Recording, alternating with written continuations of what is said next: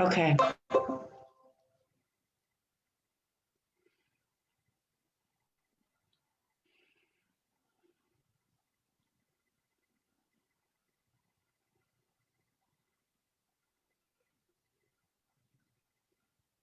Okay, Lisa, you are live. I want to tell you that you are live on the session. thank you.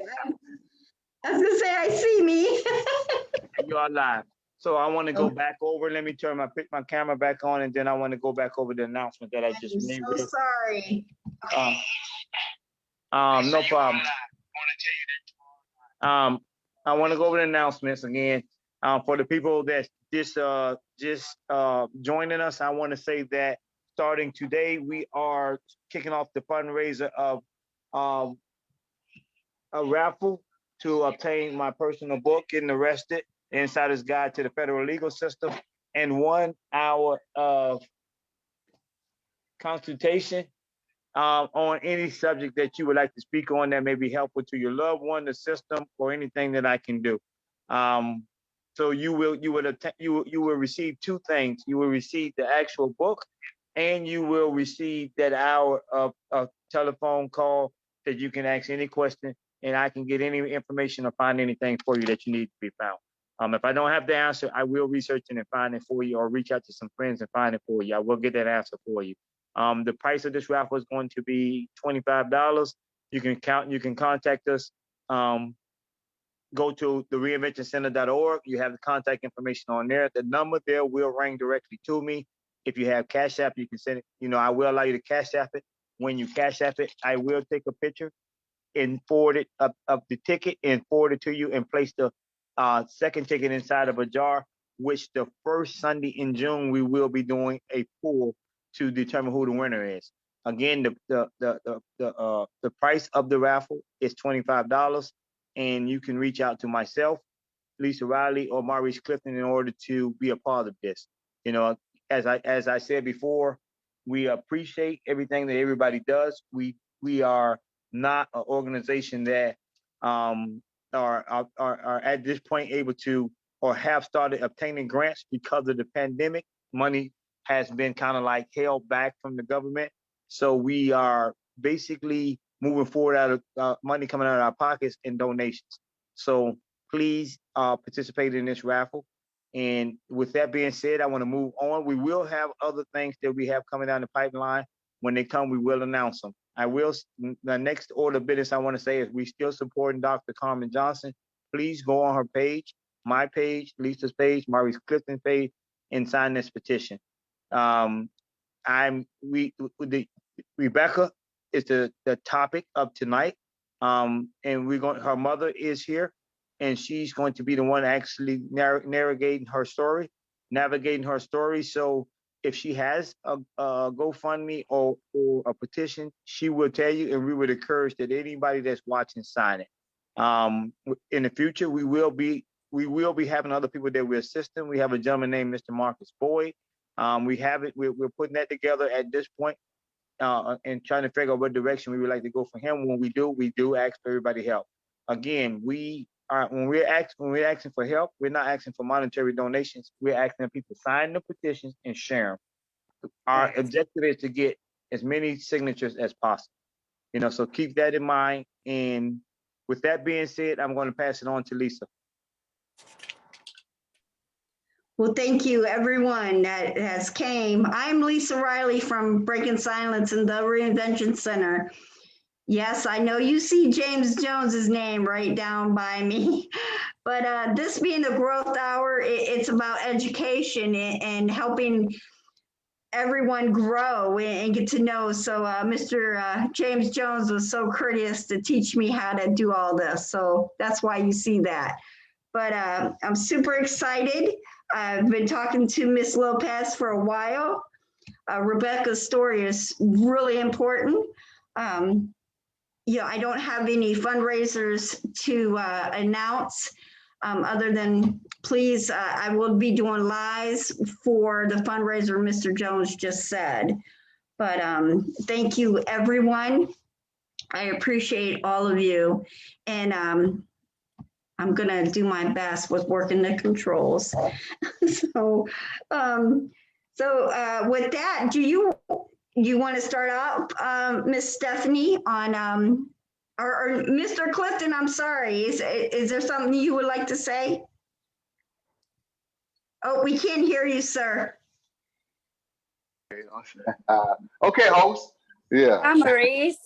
Hey, how you doing? Y'all, Good, y'all, how y'all are doing you? all right? All right. How Yeah. you doing, Ms. Lopez?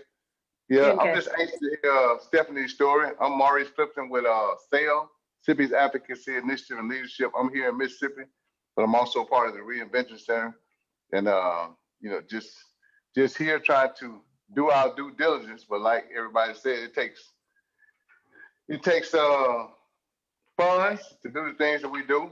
You know what I mean? So if anybody want to donate or anything, have anything that they want to contribute to help us and stuff, don't wait until your loved one get incarcerated and then want to donate. You know what I mean? We help a lot of people, you know, who are deserving of help and families who can't afford help.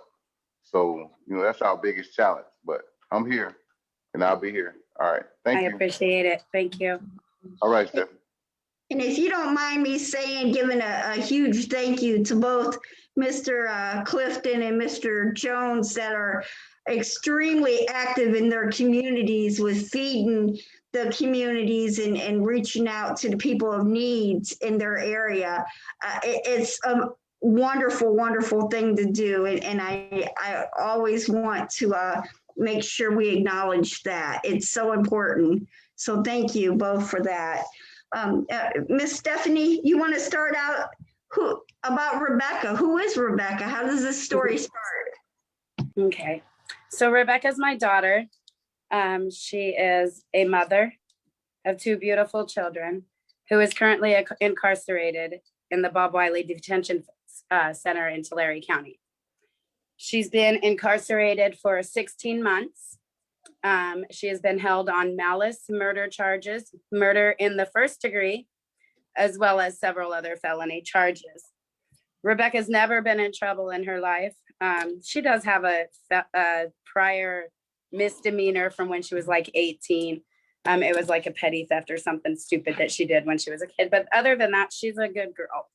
And she made a bad choice to go out with a girl one night, and the girl took her out for some drinks for her birthday, and it ended up, sorry, you guys. Take your time, Miss Lopez. We understand it's emotional. You are her mother, you know, so take your time.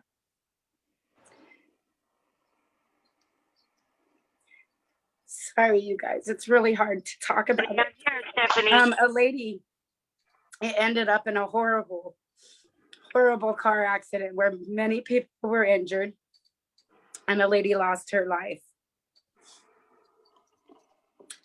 Rebecca's very remorseful over it.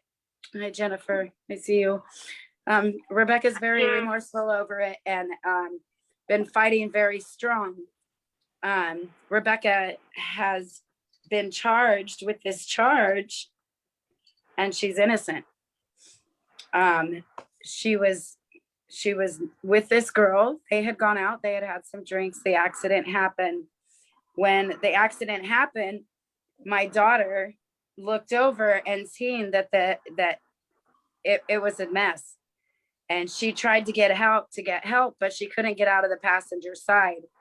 So when she tried to crawl over the girl to get help, she remembers like the girl made statements. She doesn't exactly remember what the statements made were, so we don't want to like exactly say these are word for word, but she remembers her saying, "Get over or get off me," one or the other.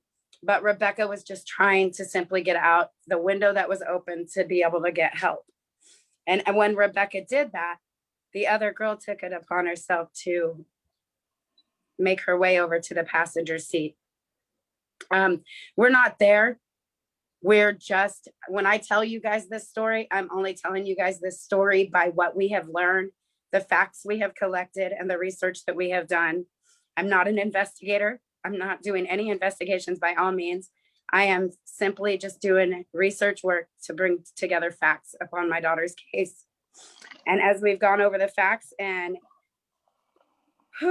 came to a lot of the evidence and whatnot, because my daughter has begged and pleaded with the police department from the beginning to please listen to her. But the police department and the county of Tulare are trying to charge my daughter with these malice charges because there is a couple things that they have on her. When the police arrived on scene, my daughter was in the driver's seat. But we know how she got there.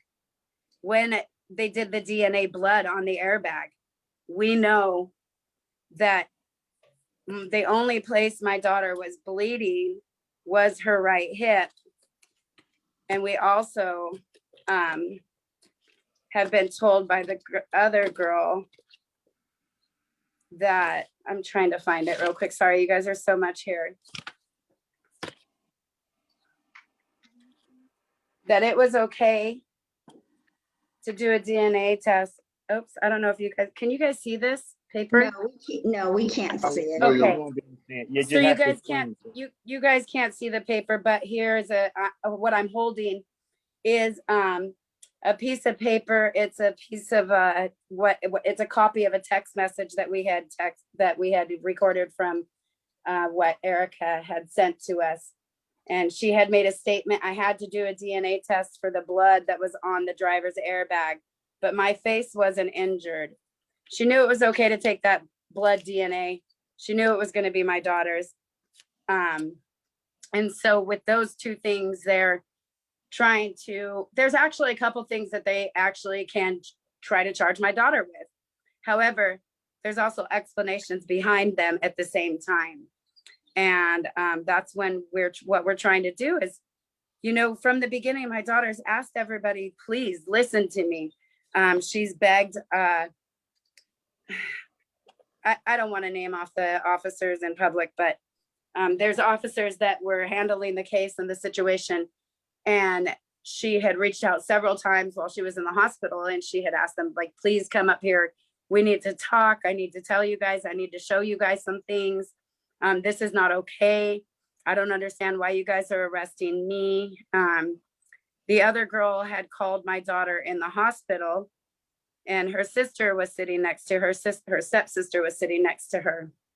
And the conversation was, my daughter had asked her, why am I being arrested on these charges? Like, why am I being arrested? You were the driver. And she says, I know, sweetie. It's okay. Get some rest. We'll figure it out later. No, we're not going to figure it out later.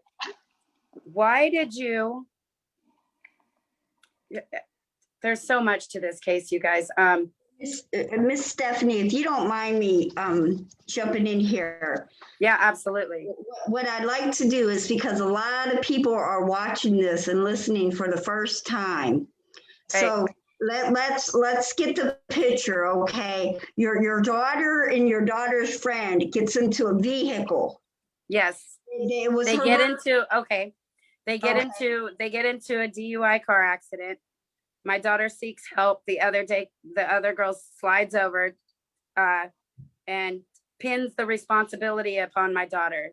So all in all, the whole time we have collected and sought out evidence and facts in this case to seek out my daughter's innocence. And throughout that, we became victims of the corruption of Tulare County, because I'm trying to fight hard for my daughter to prove her innocence.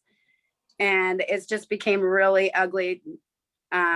They're just completely injustice in the system. They're not letting up. She's in jail on no bail, malice murder charges. She's been there for 16 months. She's on level 5 lockdown, which is 23 and a half hours a day. And Friday to Sunday, I believe, sometimes they do not get out at all. She has no voice whatsoever to be able to fight her case. It's just disgusting. She's not allowed to go to court. This is one of her first times she appeared in court. They're trying to push her into a plea in which her attorney has made her to believe that the plea came from the district attorney's office, in which it didn't. He was trying to plea her out by manipulation. And there's just a lot of misconduct within her case. There's a lot of misrepresentation. there's a lot of the other girl, you know, makes threats upon our witnesses to keep their mouths shut. We've had cars torched and caught on fire in our driveway, and we don't have problems like this, but now we're having cars torched and on fire in our driveway, and she's making comments about it. My car blew up last week. She's, you know, making comments about it. We had a GoFundMe. You guys, I'm really sorry, but I'm not doing fundraisers at this time, and I'll tell you why. Because we had a GoFundMe up, and it was reported as fraud. And this girl has sent voice messages over to my other daughter stating that she's going to get me for fraud on my GoFundMe accounts, because we have tried to raise money to get a private attorney. But I want everybody to know that every bit of money that I have put towards Rebecca has been mostly my own personal money that I have earned and worked hard for, and not manipulated people for, as I'm being spread to be by this girl. I will fight that. So I don't want to do any fundraisers. What we can do is, when we do finalize and establish this new private attorney, I have honestly put my business and everything else aside right now to do whatever I got to do for my child. And so I do have the majority of a good chunk to take into the attorney. But if you'd like to make some donations, you guys will be able to directly donate to the attorney, so I don't have any problems with this girl. I don't know really what else more to say, except for the evidence is overwhelming. One of the pieces, the biggest things of the evidence is, you know, and the evidence is so clear that we've sat down with multiple high top attorneys, and they're just in awe at what they're seeing, and just can't believe it.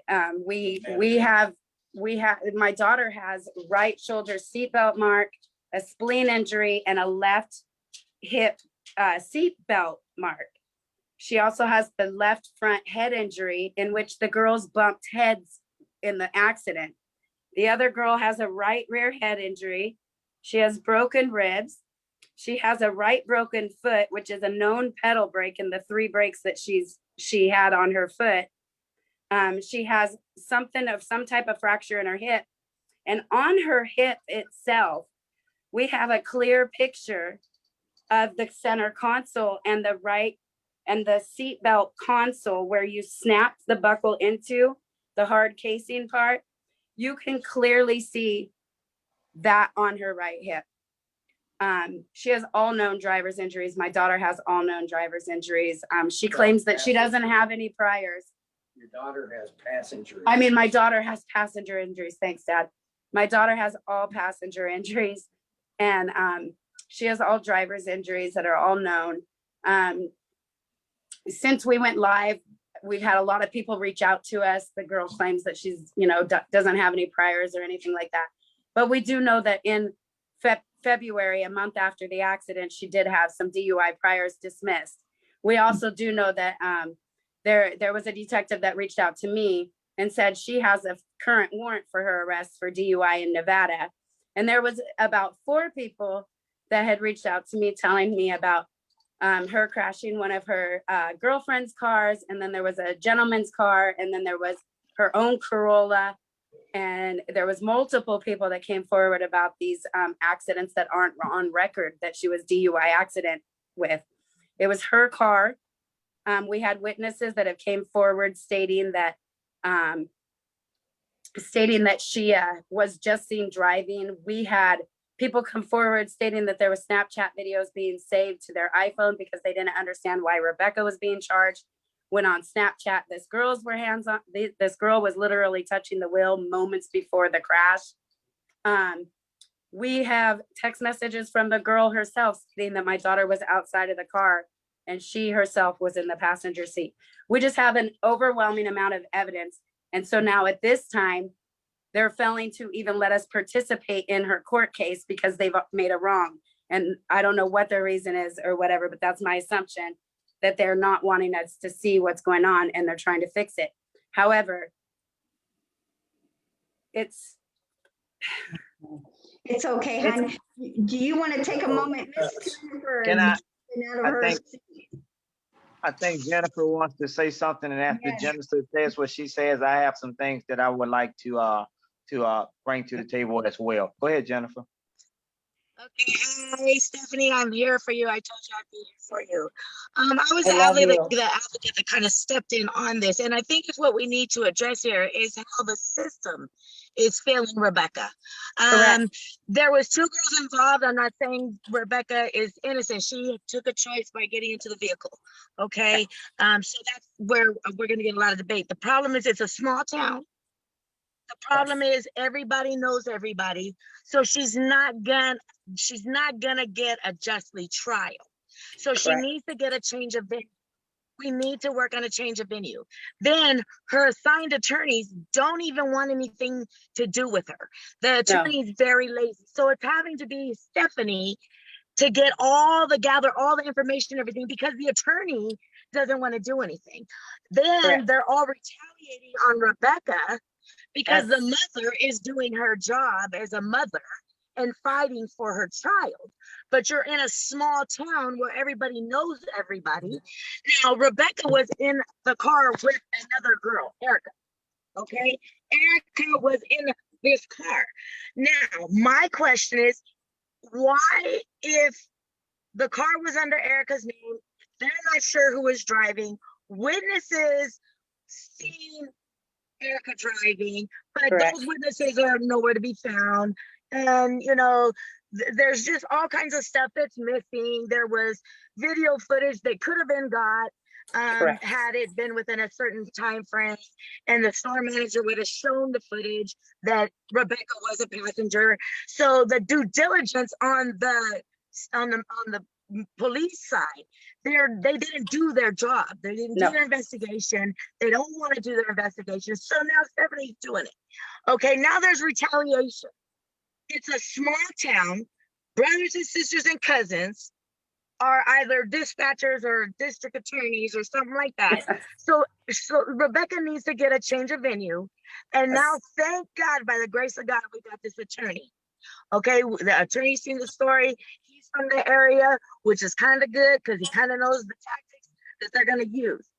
But there's still an attorney literally went in there and tried to plea her out without even speaking to her, and then lied to Rebecca and said that the DA offered this plea. Well, So I want to the correct you on that real misconduct- quick, Jennifer. I just want to correct you on that because I don't want to have any misunderstanding out here. He didn't not go in and talk to her. He did go in and talk to her and tell her there was a plea on the table and that this is what she would be doing. And she was thinking about it because she only wants an out date to go home to her kids. She understood that it was coming from the district attorney, in which he did not clarify that, hey, why don't you just take this plea and offer him this time and let's go home? No, it was, this is what you're being offered. And if you don't take it, they're coming after you for these murder charges. And that's where she stands. At the end of the day, the DA didn't even offer that. No, The DA didn't even offer her a plea yet. no. This was all the doings of an assigned lazy attorney. Yes. So thank God, like I said, Stephanie's got enough to bust the case. And he would There's let enough us to in bust the case. courtroom. But the retaliation that they're doing on Rebecca and the retaliation in the games, the venue needs to get moved. The venue needs to get moved because there's as small as the city is, the jurors, when we go to trial, the jurors all know Right. each other. You know what I'm saying? Right. That's how it's like a small town. So that's not fair. And then I No. was also telling her, maybe get some character witness letters on Rebecca, because they're trying to say that Rebecca's this malice person.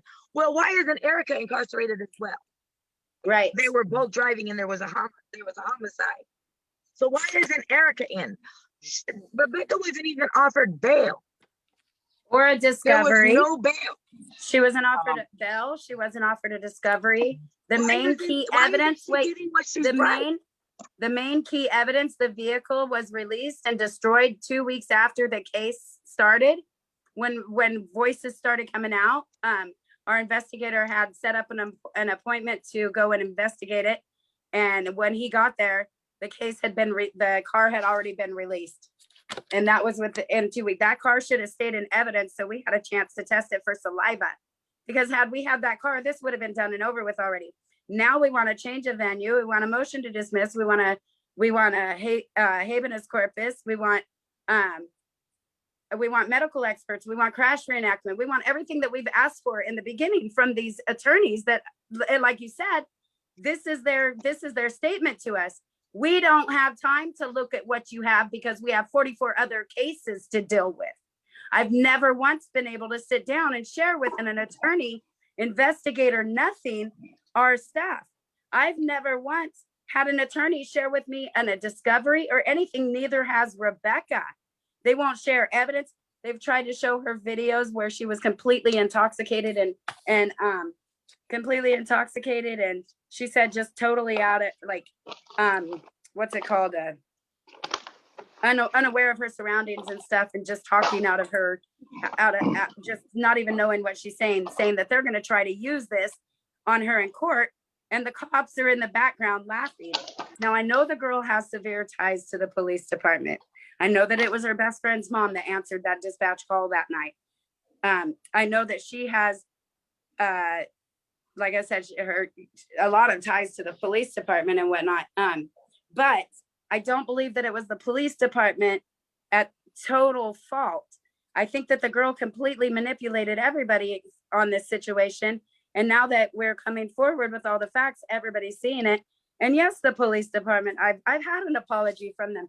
They've asked me, to hope that I can understand where they could have made the mistake. And I do. You found her in the car in the driver's seat. You tested the blood. But you didn't do any further investigation. The day after the accident, they didn't come to the hospital and investigate Rebecca's injuries like she asked them to. The other girl was not participating in anything. She didn't want anything to do with the cops, and she didn't want anything to do with the hospital. My daughter stayed. She cooperated. She begged. The other girl checked herself out, didn't cooperate, and ran away to another hospital the following next couple days to get her injuries checked out. So why is nobody looking into this? She herself has messaged us that she was the driver. She herself is running around stirring up anything that she possibly can in my life, trying to get me on bogus fraud charges because I'm trying to raise some money to help and protect my daughter. I mean, the police department has stated already that they're utterly just done with her behavior in that community. And you're going to take my daughter they're charging her with drugs and alcohol when she didn't have a lick of drugs in her system. Her toxology report was clean. And you want to take my child of God daughter away from her two beautiful children that she's been raising and a part of their lives 100% since they were born, and doing everything in her power to move forward and make a better future for her life. And you're going to believe this other girl over this girl that has prior backgrounds, manipulating, disgusting behavior, very well known in the public. Not a single person has given any amount of recollection of her being a good person at all. Her very best friends have came forward with statements and testimonies of her speaking up on behalf of of her being the driver. And it's just hearsay. I mean, enough is enough. Enough is enough. I was not even allowed in the courthouse the other day, you guys. They literally locked it down and yelled at me and humiliated me. The very first entrance we tried to go through, they tried to stop us, and we took their badges down. We took their names down. We got the supervisor. She walked us through, and then upstairs, the bailiff screamed at me in front of a lot of people, told me I was told like this: you'll never, ever be allowed in any of our courtrooms with power of attorney or not for your daughter. You are free to leave now. And that was after a good hour of going back and forth with the supervisor of the courthouse. And she's very upset too. She got a little upset over this and and emailed the judge herself, and he still denied us access, even though she messaged him over our rights and everything, stating that we have a right to be in that courtroom. And he still continued to deny us. They're just keeping us completely out, not giving Rebecca a chance to fight by keeping her locked down, denying her right to go to court. The time before that, when she requested to go to court and said, I want to be in my court hearing, you're not keeping me out this time. They threw a COVID patient in with her, a COVID positive girl in with her in her cell that night, and pulled her out the next morning and refused for her to go to court because she was COVID Exposed. exposed. Yes. It's let me just say a this to bunch you. of game. It's a bunch of misrepresentation, injustice, dirty. Like, there's a way to fix this without all this having to happen. Sit Miss down as a Stephanie, group, come I- together, I'm look gonna it interrupt you, over, share everything to each other. Miss We don't have to Stephanie. be. I know, honey. I know. I love you to pieces. I know you're upset. Take a breath for a second and let's pick this apart. Let's focus on it. Mr. Jones, he's gonna make a great point right now. Thank you, Lisa. I got a few points I want to make, but the first thing I want to say before we go to the points is, as Lisa just said, Miss Lopez, Stephanie, take a breath. This is about Rebecca, and we're going to do as many shows we need to do to get her story out. So we don't have Thank you. rush and try to get it all out in one show. Because Thank you. I don't want what I'm seeing happening, and I'm hoping this is not happening when you're doing your litigation or your efforts of trying to free your No. daughter. It's like you're jumping around and you're trying to get everything out. No. What you have to do is you have to write down a list of things that you have going on and systematically attack one by one. You can't cloud. They call that in court terms. They call it clouding the issue when there's so many things being discussed at one time. Right. You're making great points right now, and you're telling things that people need to hear. However, Yes. you're telling too many at one time, and people and they may forget the first one you told because you done told 5 more in a matter of seconds. So I'm saying, take your time. We're gonna go through this. If it take 2 shows or take 3 shows, hey, we're here for you. We're gonna do what we have to do. Thank you, guys. No problem. You have a lot of people that's commenting, but and I want to touch on some of those as well, bring some other things and solicit some things from people, give you some pointers as well as you know offer some things to you. First thing I wanted to say is there was blood on the airbag. So was that blood ever tested? We Yes. know the car is gone. We know the car is gone. Okay, so the blood was Yes. tested. Yes. What was the result of the blood? The It test? was Rebecca's blood. And was it because when she was put into or got into the driver's seat, this is where it Yes. comes from? Okay. Yes. Okay. First, I want to put that in the universe. And I understand that. The next thing is Miss Sandra. She's in the UK and she's writing a lot of comments on Facebook. And her main comment is, the car's gone. We understand that, and I want to get to that. Because they're supposed to preserve anything that's related to the actual charges that is going on. They can't just do away with it. They were supposed to preserve that. Okay, but the Yes. question that Sandra's asking is, was the stern wheel ever checked for fingerprints?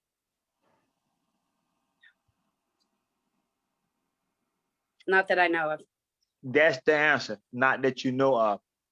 You should be asking that question.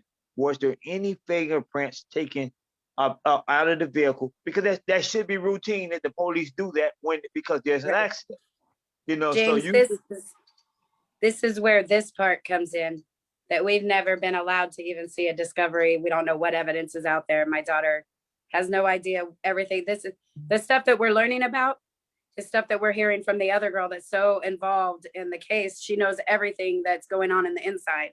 We don't know absolutely anything because we've never had the opportunity to sit and discuss it. Nobody's ever reached out to us, no investigators, nothing. But this girl's apparently talked to 3 different investigators. Nobody's ever spoke to Rebecca in this case. It's, you're going to court. Okay, your court's being pushed out. Okay, they're offering a plea. You should take it so you'll be done. Okay, we got that. We're gathering that. We got So that. me asking him for those fingerprints or if those or anything, it's useless because they won't answer us. If they do, they won't respond, period. Okay, so you're saying your daughter hasn't seen no discovery? Because fingerprints, any scientific test, the results of them should be included in the discovery. No she hasn't discovery. she haven't seen the discovery. She's Okay. requested it for 14 months now. And that's Okay, why we so- tried to get the power of attorney to get the stuff, but we're still being denied everything. Okay, so now I want you to let everyone know what geographical area that you are in, and I'm going to ask that anybody that is in this area that may be helpful, that knows some attorneys or affiliated with attorneys or private investigators or anybody that can help Rebecca Plight, reach out to you. So I'm going to need you to say what geographical area you're in, so they can know. You have to give us more than just saying the town that you're To saying. it's like mid-east California. And it's close to what city? To Larry Bakersfield. In between Fresno and Bakersfield. It's a Tulare County, Visalia. Okay, so now what I'm doing now at this point is asking anybody that's close to that area that is listening, that has some legal background, to actually reach out to Miss Lopez and assist her in trying to get this wrong corrected. Ms. Lopez, I need you to provide a way for them to contact you on the air so they can know, and then we can also type it in Facebook. So My we can phone number is fine. My phone number is fine. Facebook Messenger is fine. I can send you over my email link. I don't really use that much, but my phone number and Messenger is absolutely fine. Okay, Lisa, do you have our information? Yes, I do. Can you put it in the chat and put it on Facebook while we're actually live, so the individuals that's watching on Facebook can have a way to contact it if they need to get in contact her? But Maurice, I think I heard you about to say something or wanting to say something. Yeah, one of the things is, man, California got cameras everywhere. You know what I mean? So you have to either try to file something to get like whatever highway she traveled, the accidents and paramedics, you need to try to get and people film everything. So check with some of the people that were in the case, see if they got a Facebook page, they posted anything live. Those live videos gonna stay out there forever. Once it's on social media, it's out there forever. 9 times out of 10, somebody filmed something. But the city itself have cameras on the poles and everything in California, almost in all, even the rural cities and stuff. So try to get those. Try to see if you can get those cameras. I know you said They don't. Go ahead. We've requested and gone through the whole area and everything over there. And there was actually a business owner over there that the liquor store where we went to go get the camera footage at, where the girls last stopped, said that had the cops came in within the first 6 months to retrieve the video, they would have had it. So we can still get it somehow. I know it's retrievable. However, there's supposedly no traffic lights in this area. Excuse me, you guys, it's like a really rural area, but a business owner on the corner that owns the business and has for multiple years said that there is literally an accident on that corner every month due to the negligence of the upkeep from the city. It's just but there's no cameras around it. We've searched. We know for a fact that my daughter was not driving literally minutes before the accident. They stopped at the store. Witnesses had seen her in the passenger seat. They left. They went a block and a half, and within a block and a half, the accident happened. All night long, the other girl had been driving. It's hard for me to believe that there's not a camera in the area that you're saying that there's a bunch of accidents. Normally, a camera is installed there. So now, I agree. What I'm trying to get to happen is to get a team built outside of the attorney to help Rebecca and do what we can do. So if anybody's in that area that know about cameras or know about how to retrieve footage, please reach out to Ms. Lopez. You know, her information is on here. Reach out to her. Sandra's requesting or saying, if there are any stores, go get the camera from the store where it shows Rebecca in the passenger seat. You know, or other stores that they may have passed in the process of going to the accident. Get those things. But I also wanted, because I made a list of things while you were talking because I didn't want to interrupt you. But I want to say this to you. It's good that you have it where the money can go straight to the attorney. But if you want to do a fundraiser or you want to do something, you know, the Reinvention Center will, or Sale with Sippy or Break Aside us will do this with you and make sure that it happens. I'll write it if need be, or you can give me whatever you have and we'll post it. You know, and then you're not doing it, we're doing it. You know, I want to put that in. I want to put that in there. Now I want to touch on to change the venue. I have that wrote up already. I have the motion. We had asked for the attorney the other day to meet us in front of the courthouse before he went into court so we could give it to him, and he denied and tried to push her into a plea. Mr. Hayes, he's jumping out of his seat. Go ahead, Mr. Hayes. First of all, when you want to do a change of venue, you just can't request for a change of venue. You have to go into the criteria of what would constitute a change of venue. So you would have to go into whatever the California state rules is and find out what would constitute a change of venue, rather than just saying it's a small town, it's unfair, and therefore I need a change of venue. I'm gonna send that over to you guys so it's not in public. The change of venue is very structured, very clear. Breaks down every civil violation and everything that we did this up the other day to make sure it was in, but I'll send that over to you guys. It breaks down all the constitutional rights that they are violating, everything, the mishap, misconduct, the failed representation. It has a list of everything in there. It is definitely up for change of venue. Now, my next thing, every step you take, it look like you're doing it now, continue to document every step you take. Mr. Jones, whatever fundraiser you having, whatever she has already going to the lawyer, let that go. What she needs right this minute is a good private investigator. There's cameras, there's pictures, there's everything there. If she can get a private investigator, she'll have everything she needs in a week or 2 time. That's all she needs. And when you investigate it, you're not going to just investigate the scene in the accident. When you hire that private investigator, you're going to investigate the 911 caller. Who received the 911 call? We want to know who that is. The cops who destroyed the evidence. Who's the anonymous witness that put my daughter in there was a gentleman that was on scene. But hear what I'm saying. That's what the private investigator is for. So this way, no one could just fall out the sky and all of a sudden put your daughter there on a dark highway where no one else is there, but somebody anonymous.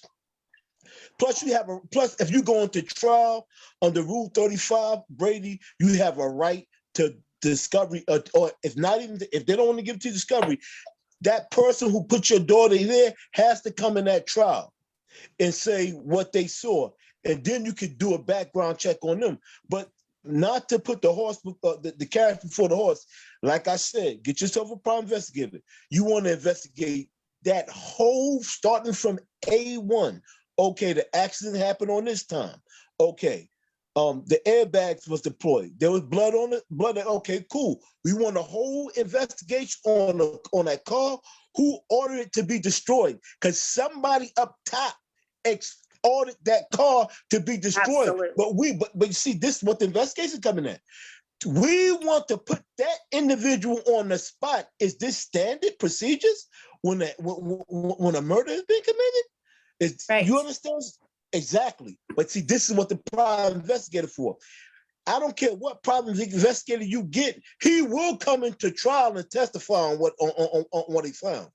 That's Right. part of that's what they do. So that's what you need. Okay. Once you all investigate the car, like you said, you're gonna investigate the girl's background. You get him to get her whole pedigree of all her drunk driving, this. All right. Anytime her mother, whoever received the 911 call and what was said. You want the tape recorder, Right. you want the tape, you want all of that. And this You is do. what you're gonna do. This is what you're gonna do. This is what you need more so than a good lawyer. You Well, need this is everything evidence. this is everything that the new lawyer had just laid out in front of us and asked us why none of this has already been done. This is why. See, I learned this from the feds. I'm a paralegal. I did 27 years in the feds. And it doesn't matter how much law you bring to them people, they will disregard it. But it's real hard for them to disregard evidence, although they're known for doing that from time to time, and even a lot of the time. But it's hard for them to disregard hard evidence and evidence that brings about more questions than answers.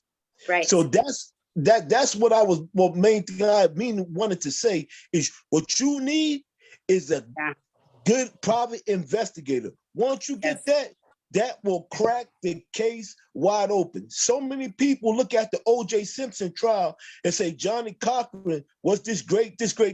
Johnny tell you what made that case was those investigators who went back and did Mark Furman, this and that, and then he put that up there. And that hard evidence was like, whoa, but that's what you need. That's what you need. Interrupt. There's lots of comments about, we usually talk about Connie is the private investigator that I always go to. Right. And trust. She is in Colorado. It appears to me, and I could be wrong, Mr. Jones or Mr. Clifton can answer a little better, but it appears to me that you need someone that's there that can go to these spots. Right. And, do that. So that's why I don't think we would recommend someone that's in Colorado, because you're going to need, you may need to do that. And also, Miss Stephanie, what I want to tell you is quit giving all your energy to that girl, everybody else. You got to on your plate, love. Forget, you're not going to forget about it. I get it. You're a mom. You're a good mom. And, but you know what? It's just not worth your energy. It's not worth it because it's going to wear on you. Right. It's going to wear on you. But, yeah, I mean, I think you definitely need a private investigator, and you need to do this right here, what we're doing, and saying, hey, here's the deal. This ain't right. This is what is going on. You've got a lot of support here, and every time I'm looking, people are jumping out of their seat to talk. So listen, he has a lot of support. Listen, see, here's the thing, right? I was just watching 60 Minutes, and they got the Proud Boys on them. So all that stuff you see up front, where they say, "Oh, you can't come into court. We're gonna show you, but we're gonna railroad you." As soon as you get that investigator, and that investigator starts saying, "Well, who told you this? This. You can go to jail for this." He's gonna say he did, because the Proud Boy dude is now cooperating with the government. So I mean, all that gangster go out the window. Oh, I ain't going down for what he did, and what he gonna say? Well, I ain't going down for what he did, and they're gonna keep on pointing that finger all the way up to the top to where it came from. Yep. So listen to what Lisa's saying. What she's saying is right. Get your investigator, and watch the dominoes fall. I guarantee you, watch the dominoes fall, because somebody had to sign off. Okay, when they do that car thing, they're gonna say, well, okay, who gave permission for it to move? Well, the lieutenant from this precinct gave. Okay, so who ordered it to be destroyed? Oh, well, the captain said for it to be destroyed. Okay, who put it in the impound machine? Oh, who told you to put it in there? Oh, listen. It's the same thing for those tapes. They got them tapes, and at least it depends on who your investigator is, because most good investigators is either ex-CIA agent, agents or some type of military, and they got something called it's like a dark hole. They call it a black hole. And what they do, they take your stuff and they throw it in their little black hole, and they let it stay there for an hour or two, and all of a sudden the tapes just come up out of nowhere. Right. They like that. They could have retrieved that. They could have retrieved that Snapchat video by now. They could have retrieved that Snapchat video. I don't care if Snapchat only holds it for 24 hours a day. There is a storage for them to retrieve it from. It is technical. It's called the cloud. Yes, it is called the cloud. And the bottom line is, if you get like I said, if you get yourself a halfway decent private investigator, you'll see you'll see a world of difference. A whole lot of stuff will be uncovered. Right. I appreciate that. Thank you. Ms. Lopez, if you want, we can pick a date. And Kevin, the gentleman you're speaking to, his name is Kevin. And we can do a think tank, and we can, help you come up with some things that, give our opinions of what we feel that, you should do, and you can write them down and then start going from there. I'm hearing what you're saying. I'm hearing what you're saying. And, as he pointed out, to change the venue, you can't just change the venue because you don't like a person or you feel this or you feel that. You have to show proof. And it has to be a bias. It has to be some biasness. And there's some biasness. If you can't show biasness, or where there's like a conflict or something, then they're not going to do it. You can't just, they're not going to just transfer just because she doesn't feel comfortable in this county and this person's connected to that person. But as he's saying, once you start unraveling that Pandora's box, everybody's going to get in the point in the finger because nobody wants to be that fall guy. And when that happens, they're going to want to resolve the case. And that's what happened last time I started talking about it. They all started, oh, well, he told me to do this and he told me to do that. So it was a big circle in the police department and who told who to do what and who did what. I'm going to grab that change of venue right now for you guys and send that over to you. It's Isabel helped me complete it, and she is one heck of an amazing advocate too that's been helping me. I don't know why she's not on. I don't see her, but she's attended stuff with the rallies and stuff with me and Jennifer, and she was there with us the other day in court when here it is right here, when they did what they did to us. But this change of venue, I'll snap the picture and send it over to you guys. You guys can read over it and go over it from there. She's been doing this quite a few years against the city of Porterville and stuff. Again, I'm sure you have a great team of people on your side. And we would love to read it, and by no means are we trying to undermine her intellect or anything. We just want to add to what she's doing. They always say two heads are better than one. I got 4 eyes, so I can see 4 times as better, so that being the case, I would like to read and add, if I have, anything that I can add, I would like to add. I'm not saying that thank you, sir. I may find something, but I'm saying that, hey, let's get together and do this think tank and go from there. And as I pointed out from the beginning, you gave a lot of information in a short period of time. And that right there kind of like clouded everybody. Yeah. It's a terrible story, and and you're telling a factual story, but it wasn't because of the at the pace that you were trying to get it out. It wasn't picked apart like it should have been picked apart. Right. So again, this is not a one show thing. If we definitely would like to do another show and continue to go on and build on that, because now you put the topic on everyone's mind. Let's give everybody time to go back and brainstorm and see what they can come up with, talk to some people, and then we can get back on the show next week and we can go from there. Because definitely this is this happens all over the world, but in every courtroom. But this is the one that we want to stop before this train ends that railroad at the railroad station. So just you have my number, I have Mr. Hayes' number, and anybody else, Mr. Clifton's number. we can all get together. We can do a Zoom like we're doing right now and come up with a strategy. There's a whole lot of things that um, I know from personal experience that you can do, and that shouldn't have happened. Right. But you're not holding them accountable. When I say holding them accountable, the emotions are not being filed in appropriate ways. There's a thing called Right. a writ of mandamus, and Right. that's a motion that compels the higher court. You send to the higher court, which is the lower court's boss, telling the higher court to make the lower court do to do what they should be doing.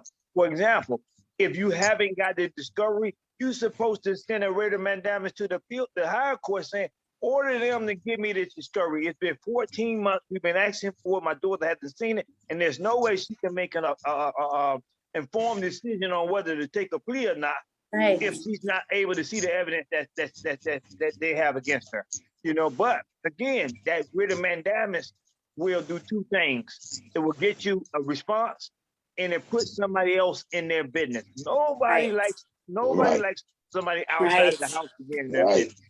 business. Right. Right. So They are they not. like, They are not liking me up in their That's right. business at all. That's They right. despise me because I'm fighting and going to every length and all up in their business, and they just don't like it at all. Do so what the thing Mr. is, Jones tell you, it works. it works. Now I'm telling you, it works. They're going to immediately try I to bear witness. stop it because there's so much wrong going on that they don't want nobody looking into this. The only No. reason they're continuously doing what they're doing because you're not hitting the right buttons. Right. You're not sending the right. Right. Right. Oh, Mr. Jones, you're muted. That You're this muted. is happening. Yeah. They're going to immediately want to shut that down. Hold up. Let's get this case done and over with. And then that's what they do. But again, you have to hit the right button. You just Right. swiping across the board and hitting every button, but you're missing buttons. Yeah. If you don't mind me saying, oh gosh, where did she go? Miss Sarah has some great information for you. Instead of reading it, Miss Sarah, do you mind unmuting yourself and letting Stephanie know? When we fight for our loved one, it takes a lot out of us. Yes. And she's going to touch a little bit about taking care of yourself. Thank Miss you. Sarah. Hi, this is Sarah, and I am a mental health addiction therapist. And your I can't hear her. Oops. Can you hear me now? Yeah, a little better. Okay, I'm sorry. Thank you, Sarah. I'm a therapist, and you have such a compelling story in this fight for your daughter, and it's so easy. It's so easy as a loved one to get lost in it. And, the important thing is to make sure that you're also taking care of yourself, because if you're not taking care of yourself, you're not going to be good for anybody. So Right. My heart is going out to you right now because I'm a mother myself. And, I have a teenage daughter and a daughter who's 24 and a son who's 19. So any mother right now is just absolutely feeling your pain. And like I said, you need to stay strong. So you need to make sure that you're taking care of yourself as well. I'm right here. If I can give you my information too, if you just want Please, somebody thank you. to vent to. I love all your guys' support. Yeah. So, just through this journey, know that you have people that are by your side. You definitely came on the right call tonight. This is an amazing team of people. So definitely utilize everybody. I will. Thank you. And you're right. The self-care thing, I sunk. Everybody that's been supporting me knows that I sunk into such a severe depression. I didn't know how to pick myself up. I didn't know how to go forward. And it was until recently some tragic events in my life that had taken place did I realize that I was in that position. And now I'm really striving hard to come out of it. I've organized myself to where I only take certain hours and certain times and stuff to do the work that I need to do on Rebecca. And I've made sure, that I have to take time out for me now. Go breathe, go relax, go to work, go enjoy yourself, go take a hot bath. Like, I'm doing it all again. Get up, do your hair. I'm doing it again. Getting in my Bible, reading my studies, doing other things for me. I just recently signed on to paralegal classes, I'm excited about and stuff, but I can't focus if I don't focus me fully first. And I appreciate you saying that, because I did recently learn that. And that is so important for people to learn and know that, when you're in tragic situations like this, self-care is the most important thing, period, first.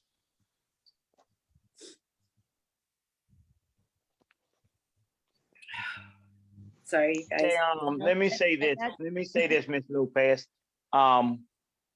This is what we're going to do. We're going to end the night show with the self, taking care of self. Next week we're doing part 2 of this. Okay. The week after that, if need be, we're doing part 3 of this. If need be, the week after that, we do a part 4 of this. But I want you to know that we're gonna, we're here. We need to get together, do the think tank. And I have, a little background in legal. We all have are taking paralegal courses. I've completed one and done many things that you know of. But I have no problem helping anybody that you have on your team already. Please incorporate us in your team. This is what I'm saying. Incorporate us in your team. And we can do a Zoom with everybody that you have on your team. Jennifer, who is remarkable and who's what I would consider a bulldog. Hey, she's not letting and I mean that in a good way. It is. But I'm going to say that, we're going to end it with that. Take care of yourself. We understand how it is, and that we're here now to help you take some of that load off of you. We know it's your daughter, and we can't take it all off of you because it's your child. But we want you to put some of this weight on our shoulders as well. Thank you so much.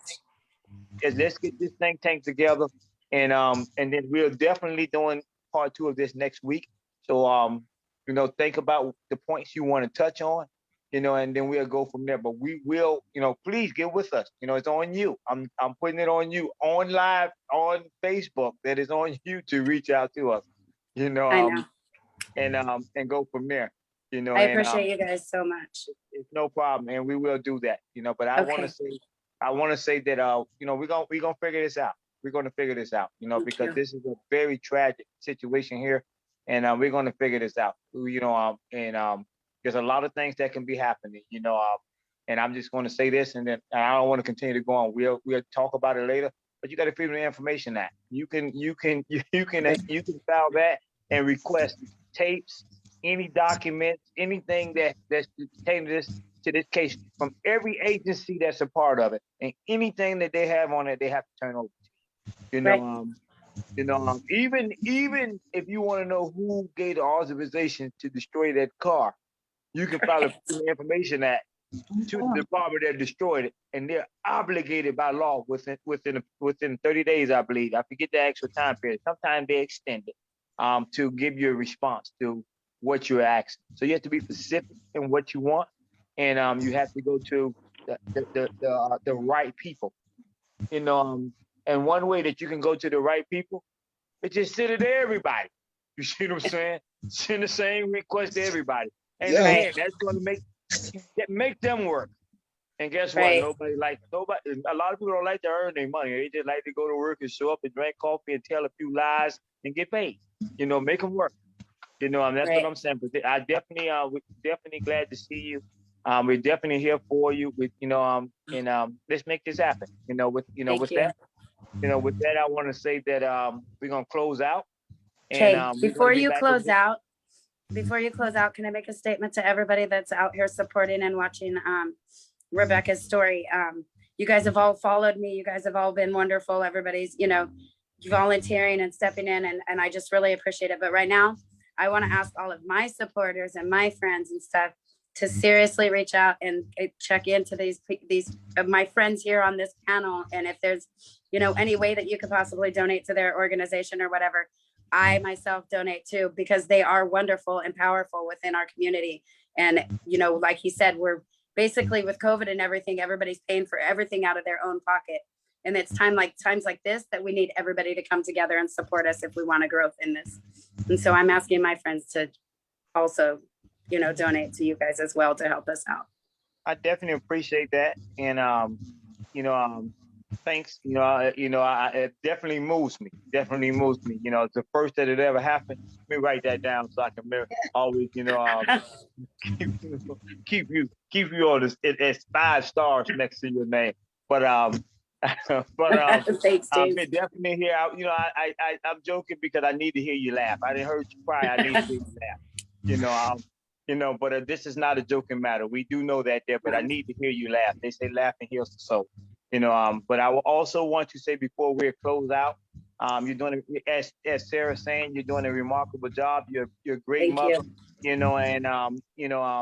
love the way that you are not giving up. And this is what makes me want to come aboard any way I can to help you. So with that, I want to close this out. Thank you. And say, hey, we'll see everybody next week, and then we'll go from there. So until then, everybody have a good night. Thank you all. Good night. Everybody's welcome next week. Okay, we'll be there. All right, bye-bye. Bye-bye.